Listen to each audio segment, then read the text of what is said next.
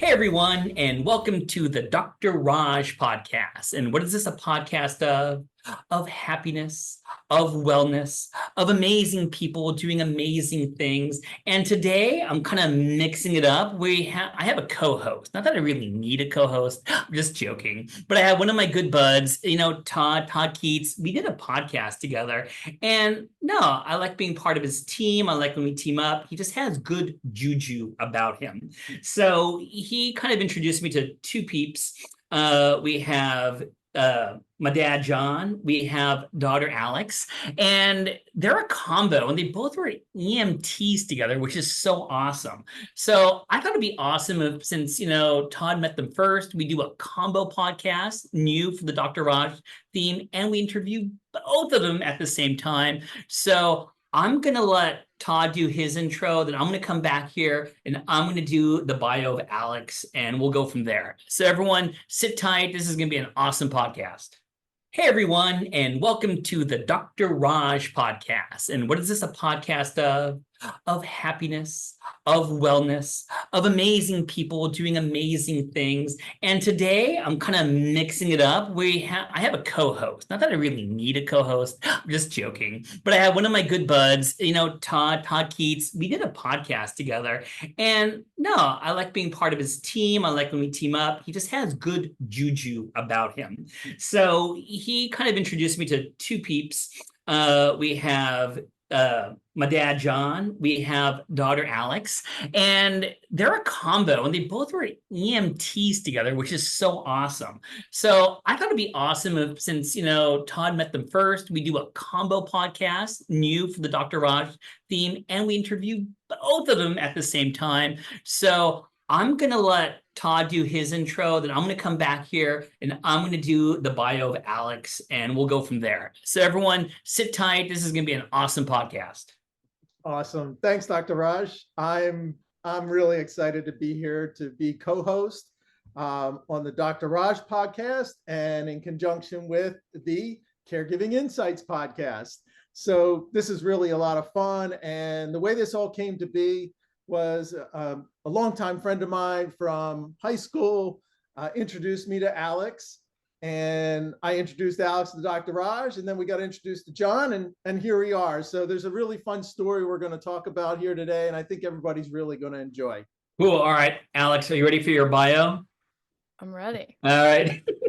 So Alex is about to finish up her neuroscience degree at Middlebury College with a minor in theater. I kind of like that, During her time as a student, Alex took off a semester amidst the pandemic to work as a medical assistant at a local hospital in Vermont to help alleviate the staffing issues with COVID. That's awesome.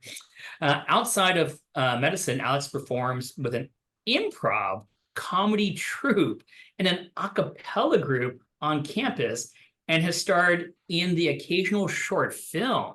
Alex, do I need to get an autograph after this? It's okay, but my agents were pressed about my okay. We often hear of a child following in a person's footsteps by going into the family business or going into the same line of work. That being said, it's probably less likely you've heard of a daughter or son becoming an EMT because their dad was an EMT. Well, following in her dad's footsteps, Alex became an EMT at the age of 16. And today we're going to hear from her and her dad. I'm so pumped. Todd, why don't you introduce John and let's get this on the way. Sounds awesome. So John spent his professional career in advertising and marketing in the US and Europe, but he always had an interest in medicine and first aid. It wasn't until his kids were in high school that he felt he could take the time to become an EMT. Fortunately, the Wilton Volunteer Ambulance Corps in Wilton, Connecticut, sponsors 2 EMT classes a year for residents. John completed the course and became a licensed EMT and NREMT in December of 2016. He went on to volunteer for the next 6 years, including the intense period during COVID-19 and lockdown in the New York area. John also served as secretary and president of the organization, is proud of the accomplishments of the Wilton Corps of EMTs. Training young EMTs is a central objective to WVAC, and unlike many services, the group accepts EMTs as young as 16 years. Last year, John and his wife bought a small inn on Cape Cod, and he had to leave WVAC. He will never forget how much he learned and grew through serving as an EMT, including the notable life experience and sharing several shifts on the ambulance with his daughter, Alex, who was also an EMT at WVAC from the age of 16. Cool. So anyways, I'm just going to just start off with this. You know why I dig this story? When I finished my internal medicine residency, I was an attending for about a year, 2 years, before I went to do POM and critical care and all that kind of stuff. My mom was still a practicing RN. So there was a little overlap. We didn't work in the same hospital. I definitely wasn't in the same ambulance, thank God, over there. But there's something cool about, being the son, being the daughter, and being with your parent. It's really special. So I just wanted to throw it out there and why I dig you guys. So Todd, I'm going to go first. Is that cool? You're up. All right. So Alex, this one is for you. I love this one. So what inspired you to be an emergency medical technician at EMT? Well, my dad kept coming home with these crazy stories. It was something that I'd always been sort of a science nerd. I'd always, liked chemistry and all of those crazy things, but wasn't sure what I really wanted to do with it. And I don't think anyone really does at 16. But then to have my dad, who had spent his whole career in advertising and, as long as I had known him, hadn't spent too much time in medicine, and then would sit at the dining table and talk about how he was like stopping bleeding, and there was like crazy psych calls, or even just sort of nonchalantly talking about, someone who couldn't poop for 3 days. And a fire lit in my eyes, and I said, I have to do that too. And it just so happens that Connecticut is special, that you can get a license at such a young age. And so because he already had the experience, he was like the door was a little more open even for me to get started. So I think it was like on or around my 16th birthday, we were like, let's find a course. And it went from there.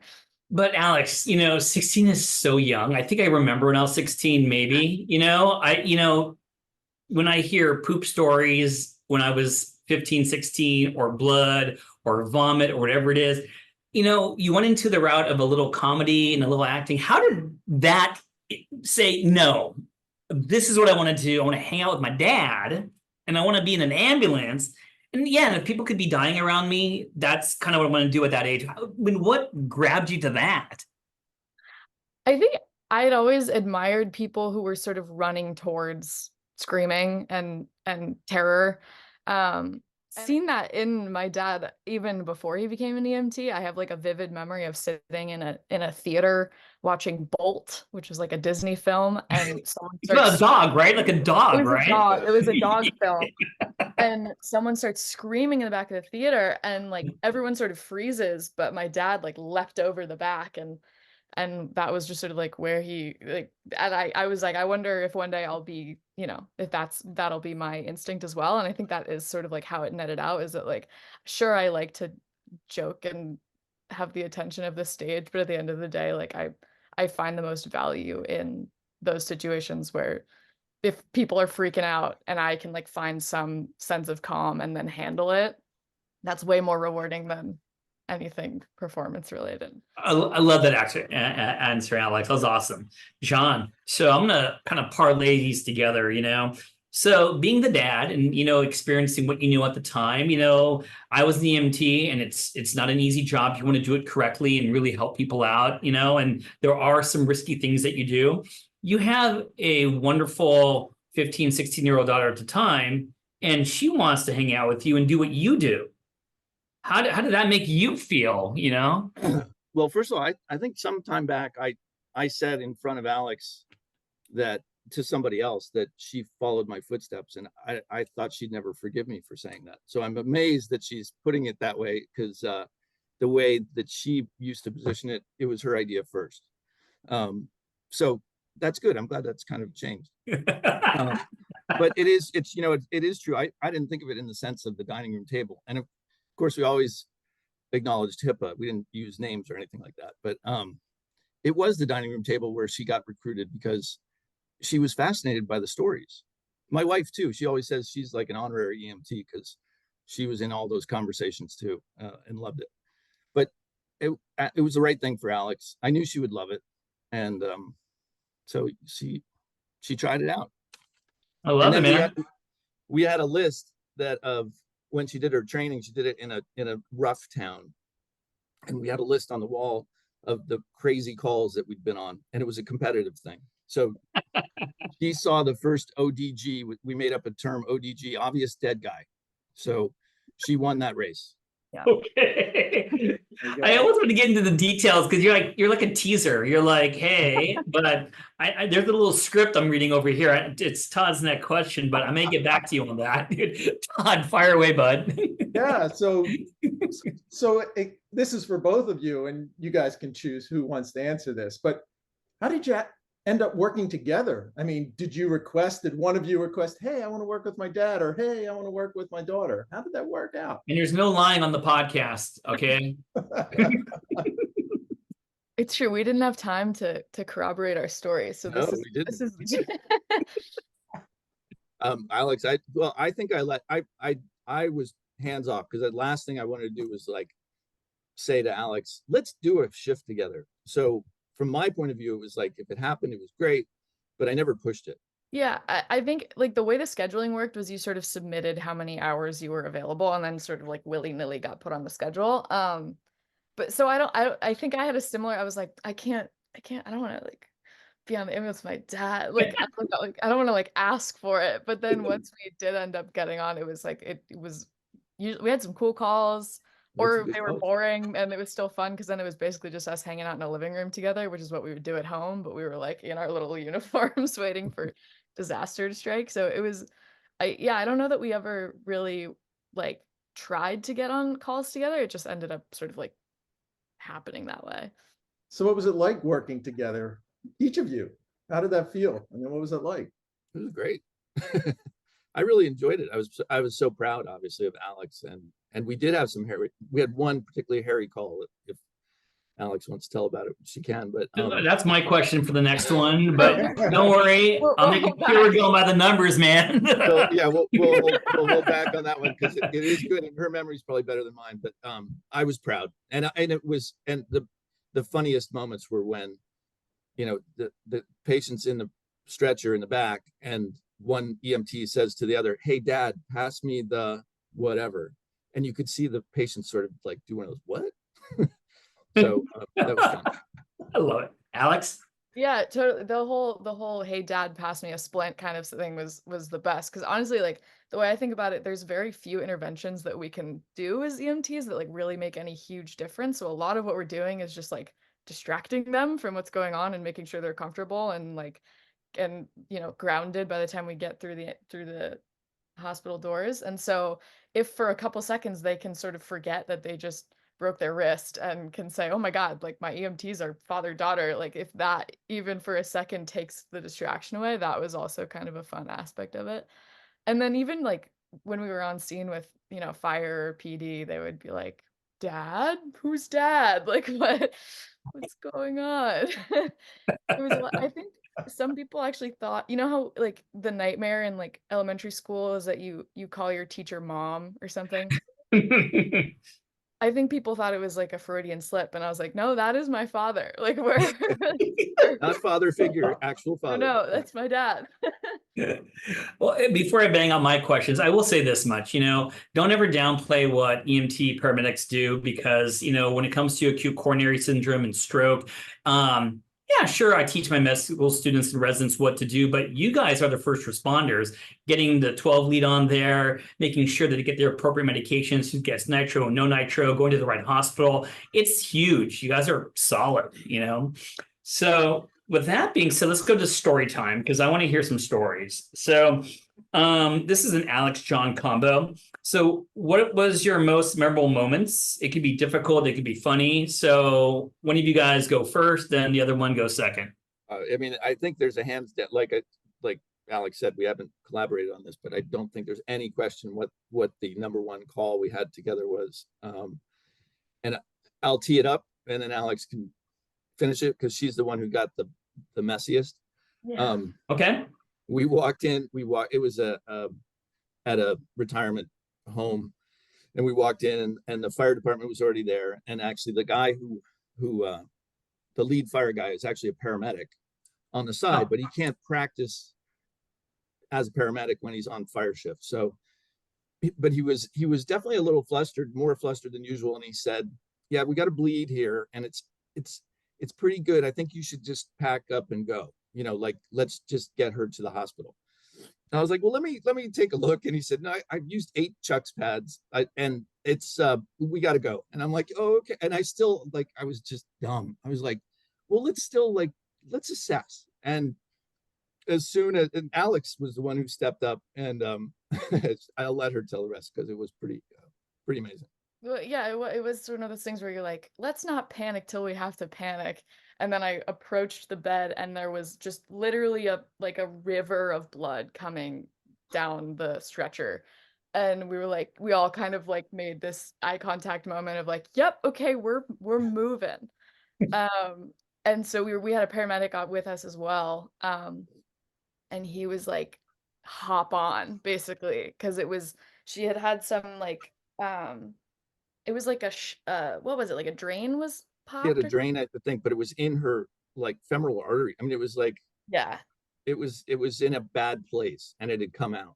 it had popped. Wait, we have to go back. It's the doctor in me. So what do you mean by drain, and what was it doing even vaguely close to the femoral artery? We never really found that out, but there was something that had been inserted into some blood vessel that had come out. She had sort of hip to hip stitching. Okay. Some gastro surgery of some kind that needed some kind of drain that had loosened and was now erupting. Oh my God. But it was one of those where we were like, okay, grab all the bags, get everything, we're moving. And I was 100 pounds soaking wet at the time and 16. And the paramedic was like, you're getting in there, go on. And it was one of those where I was just layering pads, and my whole forearm was essentially up in this woman's abdominal cavity. And we're moving the stretcher, and we're getting into the thing. And right. Alex is riding the stretcher. Alex is riding the stretcher of the patient.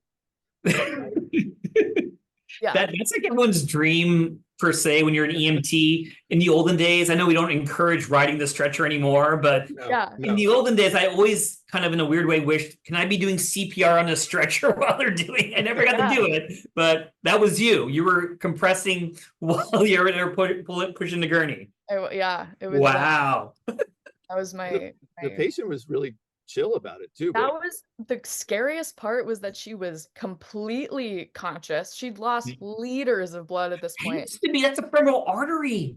Unreal. And she was she just kept asking me, she kept saying, "What's your name, dear?" And I was like, "Don't worry about it. Don't worry about it." I was like, "Alex, but you're gonna ask me again in 10 seconds and we're gonna keep moving." It was just. You could have done some stand-up, Alex. I know, I think I could have said pretty much anything. And it would have been fine. But she made it, I think. She did. She lived it, but they said it was really close. She had nothing good for left, you. Nothing left. Well, before I throw it back to Todd, I mean, that was a serious. Is one of you guys want to throw out a funny one, a kind of a hilarious one that we should hear about? I have a funny one. I don't know if you remember this, Dad, but we had an overnight shift, and at the time I was a contacts wearer, and I'd taken them out for the night, but because I couldn't sleep in them, so I had my glasses on the side table, and we got a call at 2 or 3 in the morning. And in my just becoming a person again, I put my pants on, I'm going outside, and I get halfway down the steps, and I was like, I can't see anything. I had forgotten my glasses on the side, on the the little side table, and I was like, "Dad, I can't see anything." And you were like, "It's fine." And I was like, I wasn't dangerous to other people. It was more of don't ask me to run somewhere, because I would probably fall over. And you never run in EMS. Yeah, you never run. But we were getting in an elevator, and you were like, "Oh, I'll go." I think you were crew chief at that point. And so you were like, "Oh, I'll go assess the patient. You take the stretcher up." And I get in the elevator, and the doors are closing. And I was like, I can't read the elevator buttons. I couldn't get up. And so I'm yelling with the stretcher and I go, Dad, Dad. And he comes I'd back forgotten down. that till the- I think I yelled John at first and you didn't respond. And then I was like, nope, Dad. So he came to my rescue. So, John, random question: how many kids you got? Is this the only one right here? No, I have a son too, who's 2 years younger than Alex. And he, crazy of all things, he also took the EMT course during COVID. Begrudgingly, it was kind of like I said, you got to do something, do something. And but he finished the course and he passed the test, but he never got his license. It just wasn't like with Alex, it was what she kind of was built for. And Jack was, I mean, he learned it all, but it wasn't his thing. You know what, Todd? You know what we should do for these two? You know, for our promo, if they have you guys have a picture of you guys wearing your EMT gear, kind of like arm in arm? Very few, but I think there is one. If there's one, that might be a cool That'd be great. promo thing. And Sure. and it's your turn now, Todd. Yeah, no, that'd be great. Questions. Yeah. That'd be awesome. Yeah. All right, so the next one is for Alex. Whether related to your job as an EMT or otherwise, what's the best advice your dad has given you? Oh, Wow, I want to know that too. I know, I can't. Oh, that's hard. You didn't give him the questions, Todd. You're so mean today, dude. You didn't give me the questions either. What? All right, wait, Alex, you can sit with that for a moment. We'll go to your dad. So John, what did you learn about Alex while working with her as an EMT that you may not have known or realized before? That's a hard one because we've always been pretty close. So no, I mean it's she doesn't surprise me often. I have high expectations and she usually delivers. So it's not wasn't anything like that. She would no, I mean, because you were touching on the humor thing, not dodging the question, but one of the best things in the back of an ambulance is to have a sense of humor. And like Alex said, to get the patient to relax. So I guess in that context, it's not something that surprised me about Alex, but it was seeing how grounded she could be and find the humor in a really crappy situation, not only deal with the situation, but then extend humor to the patient to help them. And I think that's for any EMT, it's a great skill. Yeah, John, I'm gonna go rogue question right here, dude. So I have two daughters and a boy, and my oldest, which is 10, I kind of treat her like one of the boys sometimes because it's just I love certain things, Star Wars and Marvel movies and sports. With having Alex, an EMT buddy, is she like one of the boys in the family, or is you know what I mean? Yeah, no, it's definitely, and she, yeah. I mean, there's a father-daughter thing that I think is really a natural kind of, there's like, I never talked to her like she was a kid. You go like tackle football with her or something, No, no, and it wasn't like that, and it definitely, like, going back to her following me, I really think it wasn't that, like, that kind of connection where it's like, oh, I grew up putting band-aids on people. I think she just saw that it was an amazing experience. That's awesome, man. So yeah, I think it was more that. It's just like, wow, that would be amazing. And like she said, running towards that was something we'd always talked about, like, wow, it's a great thing if you are competent enough or feel competent enough to run towards problems instead of away from them. So back to you. Yeah, so Alex, your chance to answer. I have one. Well, I think it's more of a philosophy than a piece of advice. But I think I was always sort of like I was an anxious enough person that I was sort of self-governing in the sense where, like, I feel like very, very infrequently were you like heavily like parenting me. Like, I sort of would like had my own voices that were keeping me on track. So I feel like anytime that became too intense of like a sort of panic in me, you always had this sort of sense of like, it doesn't matter. Like, it's all good. There was almost, I mean, you always hear about like parents who are always like, you gotta be and whatever, and or like, you have to clean your room or whatever. And it was like very much like I did what I did, and then in moments where I was like, I actually have no idea what to do at this point, there was this sense of like, no, but you do, you're fine, like you'll figure it out. And I think that was a good guiding voice, particularly when you're in something as intense as like EMT stuff at such a young age, like to have that sort of like parenting style of just like, relax, you're gonna be okay. It was like, Then zen your way through it. exactly, you've always said zen your way through it, like, Yeah, no, it's true. I mean, it's true. Alex always did self-regulate. She did. I never had to tell her to do her homework once. I mean, I like, so it was more actually putting the brakes on her was the biggest parenting moment from, yeah, it was just keeping her head on, because sometimes she got so engaged in everything that it was, you know, it was too much. She overwhelmed herself. All right. This is a good question for Alex. So, I knew Alex before this talk. Alex is going to be teaming up with me for one of my books. I'm super pumped for that, even though she can't find the emails I sent her, but it's still all right. I was going to throw it out there, Alex. But my question to you, everyone, Alex wants to be a physician. I'm very proud of her. And I mean, you don't have to twist my arm to say I think it's a great decision. My question to you is two. Number one, and it's kind of an odd question because it's so generically asked, but I do want to know, hey, what motivated you to want to become a physician? And number two, how did your EMT training, how's that contributing to your decision or making you want to become a physician? Yeah, I mean, I think I didn't really even consider being a doctor until I'd done the EMT thing. I think I was like, I'm gonna be a quiet little demure researcher and do my little whatever. And then I realized once I sort of became enthralled and addicted to the stories and like the just connecting with people, I realized that was the part that actually like inspired me to pursue the patient side of medicine. And then pretty much anytime I got to run a call in any kind of way, that was when one, I thought everyone was the most efficient, and two, I felt like I was like the most locked in.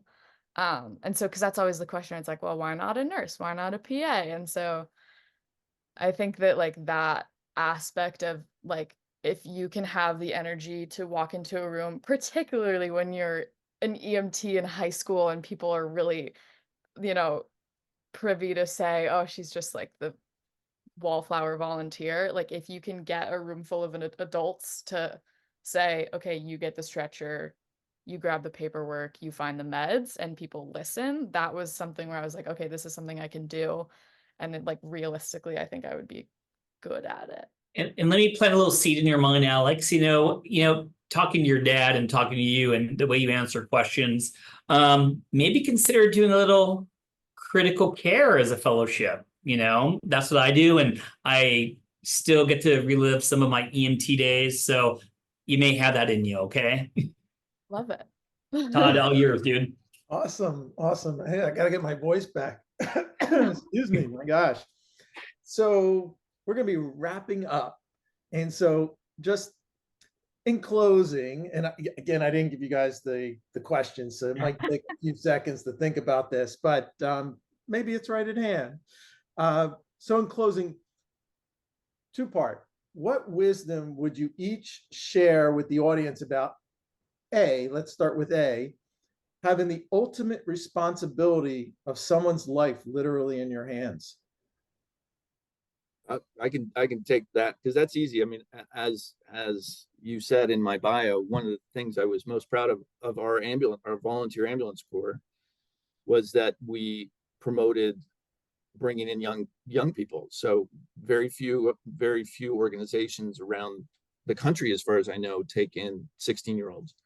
But we were built for that. So we gave that advice all the time. We had these 16-year-olds coming in, and they were always riding as a third person, until they couldn't be what we call a crew chief to run a call until they were 18. So a lot of our job as the grown-ups at the ambulance corps was to teach kids and to give them advice and to understand their path because, some of those kids were there because their parents made them. Some of those kids were there because they thought it was a great idea and they just wanted a resume builder, and some loved it. So the advice was not boilerplate. But maybe rolling back to what Alex said, even to those kids, I'd say, relax. You got to know what you're doing and rely on that, but don't coil yourself up, because that's where everything falls apart. Know that you know what you're doing, clear the air, do what you've got to do. John, I'm gonna go rogue, ask you a question. I didn't realize you're hanging out in the lighthouse now more often than not. So do you miss being an EMT? Do you want to go back? You look young. I mean, you look at least 36 tops, Right, sure. Well, yeah, you know what? When I first got here, I was looking, there are no volunteer, it's all fire departments around here. So do I miss it a little? I miss it a little bit, but I'm not looking back. I mean, I loved it. I really did love it, but it's okay. It was a phase for me. It was 6 years, and loved what I learned. And I know someday it'll be useful again. There's going to be a moment where I'm going to use those skills. But yeah, you know what? I don't miss it as much as I thought I'd miss it. Not because I hated it. I loved it, but I've moved on. I'll put it that way. Well, understood. So Alex, any answer to that? Any wisdom about literally having someone's life in your hands and what's that's about? I think the second you decide in your brain that someone's life is in your hands, that's where your brain starts to just completely unravel outside your ears. And so there is like a sense of distance, I feel like, that you have to keep, and that you sort of automatically kick into when something's really in a high intensity moment. Like if you're doing CPR, you really aren't thinking like every press of my hand is keeping this person alive. Like you can't think that. Like that's just not sustainable. And it's sort of the moments before and after. That really is like any mindset that you can even control. And it's really more the moments where you're not actively like saving someone's life, that your like personality and your like affinity towards people is really going to be the thing that makes the difference. Like a monkey can do CPR, but if you can calm someone down from having, a suicidal ideation, that is really where it's less about, okay, they're gonna make it no matter what you say or do between here and the hospital. So what can you do to make like probably one of the worst days of their lives any bit better? Thank you. That was beautifully said. Wow. So I have the part B to this question, and then I'll close up, and then I'll hand it off to Dr. Raj to close up. So some more wisdom for both of you. Tell the audience about the beauty of collaborating as parent-child, and whether it's in such a unique, serious way as an EMT, or just anything in general in life. Well, it's a gift that we could do that. And I mean, parenting, as all parents know, it's a balance of, as kids, the relationship changes as kids grow. So anytime you can get that moment, if sometimes it's taking a kid to a baseball game and connecting, and it's a memory you have forever. This just happens to be another level of that kind of, it's like taking Alex to a baseball game that she loved, and she'll remember it. And but you can't, as a parent, you can't take credit for it. You just have to revel in it, right? That I guess is my thought. Thank you. Yeah. How about Alex? What do you think? I think this was particularly unique because I think in most cases where it's father-daughter or any parent-child combination, you are often, the child is the one who's sort of like completely like, entering, I'm going to be a doctor because my dad was a doctor and that kind of thing. And so the fact that you'd only begun being an EMT about a year before I started was this really cool situation where we were also learning from each other and building off of each other's experiences. Because it wasn't like, oh, I'm coming into your field that you have this like, like lifelong grasp of. And so we both were students in it at the same time, which I think is sort of a rare experience for most father-daughter relationships. But that was very cool. And I think we we learned a lot through each other, but also like about each other at the same time. That's very cool. I use that word a lot with people. Cool. It's one of my favorite words. But it is very cool. And I just thank you both so much. John and Alex, really appreciate you taking the time to be here today. It's been just a little bit of everything, a little bit of interesting stories that I would have never imagined. And it was great getting to learn more about both of you. And to Dr. Raj, this has been a lot of fun, and thank you so much. It's been fun to be your co-host and your front seat partner in the EMT truck of interviews and Caregiving Insights, to be with you in the Dr. Raj podcast, and looking forward to doing so much more. Todd, you're my bud, dude. I love this. And I wouldn't put my brand with your brand if I just didn't believe what you believe in, which is just awesome. And for you two down below, John, you just seem like a really cool dad. You know what I mean? And I got to say, just to kind of embarrass Alex, Dad, you're amazing. I like the way you handled your questions. I just know that you're going to be a physician, be a great physician, take my advice and go into critical care. I just feel it already, So thanks for being on the Dr. Raj podcast. And for everyone out there, I hope you enjoyed this episode. I actually had a blast. I'm not just making that up. I did have a blast. So stay tuned in 2 weeks for the next episode of the Dr. Raj podcast.